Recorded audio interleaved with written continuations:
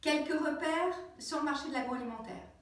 Donc le marché de l'agroalimentaire, c'est le premier secteur industriel de France, donc avec une position conséquente en termes d'activité et aussi une position importante au niveau du travail temporaire, puisque le potentiel travail temporaire du marché agroalimentaire, c'est 1,5 milliard en fait, d'euros.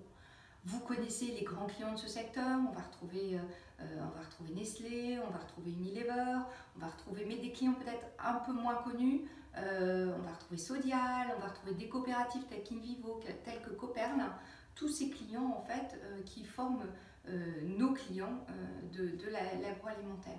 Alors en 2020, qu'est-ce que ça va donner? Une bonne nouvelle, le marché va rester globalement stable. L'agroalimentaire, c'est le livret A.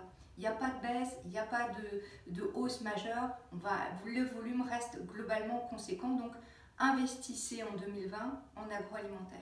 Et c'est un marché qui se transforme avec l'automatisation en fait, d'outils de production, les attentes de nos clients, et ce sont des attentes qui vont perdurer dans les années, vont être de plus en plus importantes sur des postes et des compétences plus techniques. Donc on va avoir à recruter des profils plus techniques. Nos clients aujourd'hui sont en recherche de compétences justement plus élevées, plus techniques, et il n'est pas rare aujourd'hui de voir sur un poste d'opérateur un bac+2.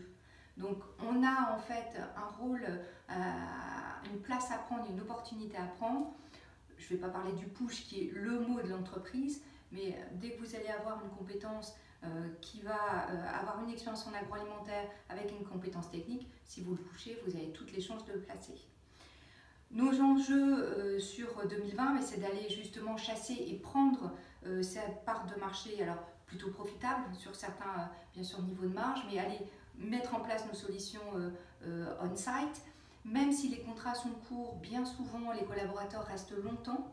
Et donc le CDI intérimaire est un bon moyen de fidéliser nos ressources et travailler aussi d'améliorer notre performance. Donc en 2020, avec l'agroalimentaire, les volumes, c'est sûr, sont assurés